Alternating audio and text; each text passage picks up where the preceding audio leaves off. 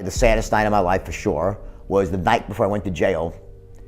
I had to tell the kids. It wasn't like the movie, they took me away, I reported for jail, right? And my wife and I, my ex-wife, we sat down with the kids on it was a Thursday night, and we called the kids into the living room. They're like, what's up, what's up? And I started telling my kids, I said, listen, a long time ago, that when I had that big company and I made some mistakes, and I didn't get even, as soon as I started getting even close to it, my daughter starts bursting out, hysterically crying. And my son was very young then. She just starts crying because my daughter's crying, and it's this terrible, like this just gut-wrenching scene where my daughter's like, no, she's all about laughing, and the kids are hugging me, and we're just like, just the worst thing you can imagine. I mean, tell your kids that daddy made a mistake, now he's got to go away, and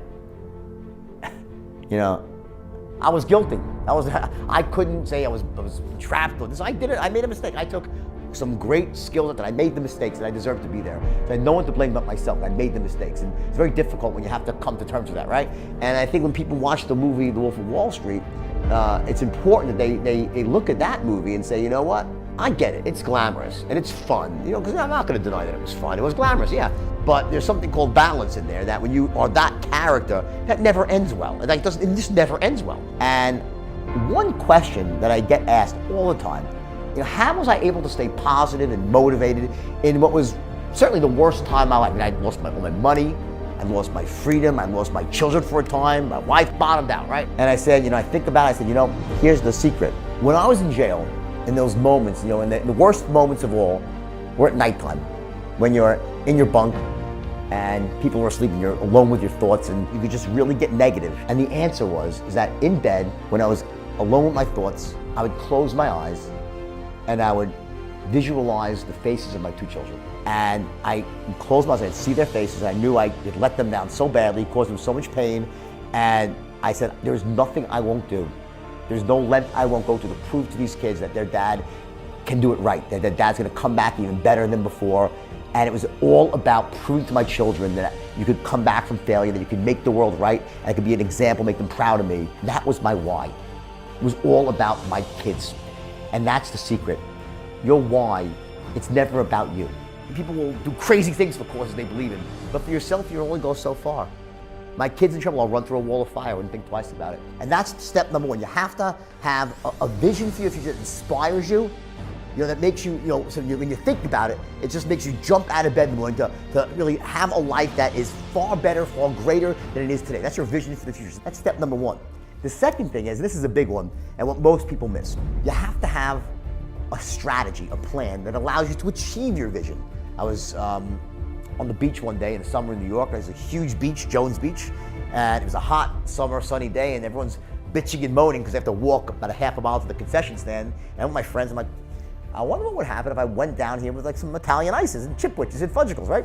Seemed like a good idea. I'll sell them for $1 a piece, Next morning, I wake up, I look in the yellow pages, it was back, no internet. I find some ice cream distributor, I take my old beaten up car down there, I go buy a styrofoam cooler, and I load up a cooler with a barrel of Italian ices and chipwitches and fudgicles, Milky Way Snickers, right? Put some dry ice on top. The whole thing loaded up was $22, including the cooler. The cooler was $7, the ice cream was $15, right? I get in my car, drive an hour to the beach, it's like maybe 10 o'clock in the morning, I get there. I carry it down there, I walk to the edge of the water, right? And I start yelling, Italian ices, chipwitches, fudgicles, milk. Within 1 hour, I sold out the entire cooler for $125. And I made $100 in 1 hour. And the year was 1978. Back then, minimum wage, I think, was $1.20 an hour. I was made more than my parents that day. I went back with 4 coolers, right? Who wouldn't, right? I got 4 coolers, right? So I loaded them up, went down, sold all those out. Made $400 or $500 my second day, changed my life. Here's the interesting thing. I told 4 or 5 friends about this, and here's the weird thing. They all went out and did it with me, but only one of them sold more than 1 cooler a day. The other, there's 5 people, 4 would sell 1 cooler and stop. Only one of them would go out like we'd hustle all day long and make these, $500 versus $100 a day. Why is that? Like, why would someone do that? Here, they're young, when none of us have money, and you have this opportunity in your sights where you can make big money and that could change your life, yet most of them, 80% stopped with 1 cooler. They were 1 cooler people. Only one of them was a 4 cooler person, right? One of my friends. That comes down to this last element of the sort of what I call the inner game of success. Like, what happens up here between your ears before you ever go out into the world and take action. and that is your standards. Some people, watch how this relates. Some people, they have a really bright vision, a bold vision, that's great, grand vision, right? Amazing, wow, inspiring. But they have low standards. They're not willing to do the work. A champagne vision and beer standards, right? And then you have the other sort of people, those with really high standards, but they lack a vision for the future. They don't have a vision that inspires them. So these are like the workers where they sort of have this champagne standards and a beer vision. It's about having a match between your standards and your vision. And the question always is, well, what should my standards be? It doesn't matter. They should be congruent with your vision. There's no right or wrong answer. How much money, it doesn't matter. You have to have that vision for the future. Number two, you have to have the strategies to make the vision a reality. But number three, you have to be able to share that vision with other people, to communicate the vision to people in a way that moves them to take action, to come help you achieve it, that gets them going, gets them pumped. There's a clip of Warren Buffett. It's actually Warren Buffett and Bill Gates. And one young lady asks Buffett a question. And she says, we're going out into the workforce. What can we do to make ourselves more valuable in the workforce? Good question, right? And Warren Buffett looks at her, and I think, okay, he's going to say, study your financial tables, learn how to be an expert on banking, whatever it might be, picking out companies, whatever, right? No, you know what he says? He goes, there's one thing you can do. Go take a course and study communication, sales, persuasion. That's what you got to do, because that's a skill that they don't teach in college. They don't really teach, right? And it's the most crucial skill out there. In fact, as he says, when I got out of college, Warren Buffett says, I was a terrible communicator. I couldn't sell anything, right? So what did I do?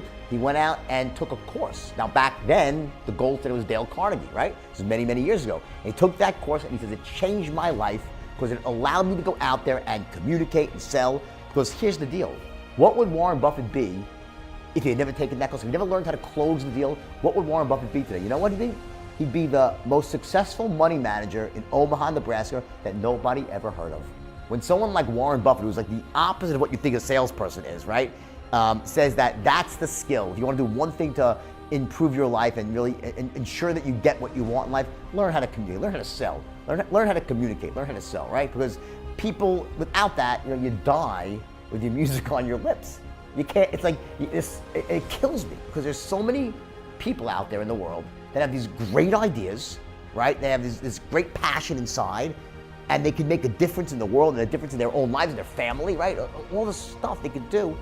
And yet, because they lack the ability to communicate this idea, to sell their idea to other people, they end up keep it locked inside, and they die without ever expressing themselves. I mean, to me, that's the saddest thing. My wife now, who's my inspiration, like one of the things that she said to me was so funny, is when we first met, wow, she says, I have never met someone that is so fearless. Like you have all this stuff and you're just plowing forward, you're fearless. I said, sweetheart, I said, I'm scared shit. I'm just not letting it stop me. I am scared. And that's what courage is all about. I let my fear plow me forward, push me forward.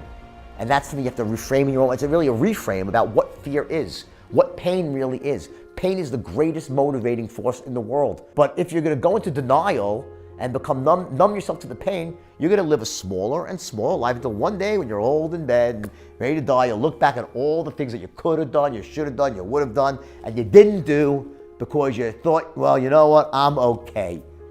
I'm doing decent, that's not so terrible, there's people worse. You know what, fuck that. Don't live that life. Don't be the person that looks back and has regret and didn't take action to get what they truly wanted in life. When you're not feeling massive pain, human beings tend to just sort of, well, I'll stay pat. Don't do that. Take the pain, take the bitter pill, because you know what? That bitter pill will end up being sweet. And if you're living that life, you're 25, 28 years old, or 22, whatever how old you are, 40 years old, right? And you're in this sort of dead-end job, it's not what you want to do. Don't think for a split second that this is your lot in life, that you have to stay on this road. At any moment in time, you can make a decision. You can get off that road and start going down a completely different road. And you know what? Yeah, there'll be some pain, there'll be some lack in your life. And you know what? That's what will drive you to greatness. It starts by having a vision for the future, to really see your life better than it is right now. And that was my secret. And that is going to be your secret too. When you find that why, once you have that power, then you will definitely achieve your vision, no matter what. It might not happen overnight, but it will happen. I promise you.